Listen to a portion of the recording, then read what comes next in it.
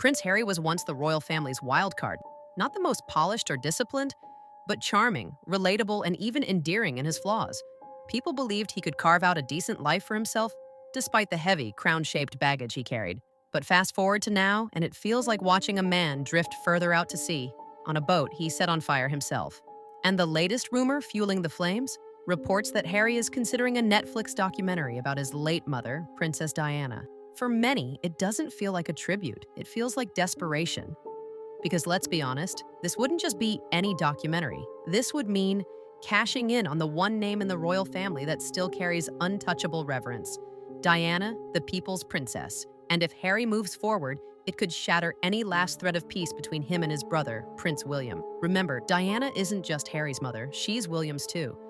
And if Harry tries to control her memory for profit, this isn't just sad, it's war. So why would he even consider something so explosive? The answer is simple: money. Not broke in the everyday sense, of course, but broke in the royal-turned Hollywood star who can't land a hit sense. After moving to California, giving up royal duties, and signing multi-million-dollar deals, the Sussexes were expected to dominate the streaming world. Instead, things quickly unraveled. Spotify cut ties. Their Netflix projects underperformed, including a polo documentary that barely made a splash. Even corporate insiders have branded the couple grifters. Meanwhile, their lifestyle remains astronomically expensive. Security alone costs between $2 and $3 million a year. Add in a massive California mansion, staff salaries, their children's education, Meghan's PR machine, and business ventures that need constant funding. The bills stack high. Harry has already burned through millions on legal battles over security, plus millions more repaying renovations at Frogmore Cottage. This isn't just a wealthy man's problem anymore, it's a ticking financial time bomb. And when the walls start closing in, desperate times call for desperate measures. Now, Harry and Meghan's camp has denied any plans for a Diana documentary.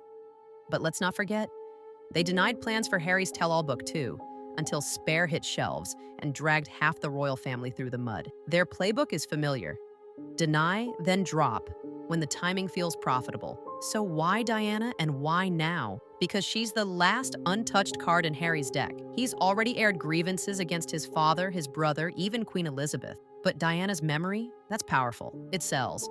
And in Harry's world, it may be the final lever to pull before the spotlight fades completely. But this isn't just about storytelling. It's about power. William is seen as the future protector of the monarchy. Harry, as the rebel outside its gates. By laying claim to Diana's memory, Harry sends a clear message: she was mine, not yours. That's not just bold, that's nuclear. The sad truth is, the public no longer sees Harry as the fun, mischievous prince they once rooted for.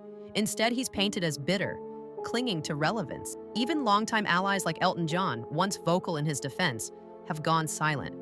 And critics are speaking louder. Diana's former butler, Paul Burrell, described Harry as spoiled, petulant, and prone to sulking long before Meghan entered the picture. Now, that version of Harry seems magnified. A man boxed into a corner, humiliated, and ready to lash out at the only system that once gave him power. Of course, Meghan's influence hovers in the background. She's not a passenger in this saga. She's steering the wheel. To her, the Diana comparison is gold, a chance to position herself as a misunderstood victim of the establishment, much like the late princess. But while Diana was vulnerable, flawed, and heartbreakingly real, Meghan often feels calculated, curated, and scripted. The idea of her narrating or appearing in a Diana documentary sends chills through those who remember Diana for who she truly was. And that's the tragedy here. Diana can't speak for herself anymore. She can't tell her son to stop, to reconsider, to honor her legacy with dignity. Instead, her memory risks being dangled as bait for an audience already exhausted by royal drama. Behind palace walls, the fear isn't just what might be said in such a documentary. It's what can't be unsaid once it's released. If Harry crosses this line, reconciliation with William may never be possible. Because this wouldn't just be family drama, it would be legacy theft. Without Diana, without the royal family, without titles, who is Harry? Just another man in California with a fading spotlight. For someone who was once second in line to the throne, that may never feel like enough. And that's why this potential Diana documentary could be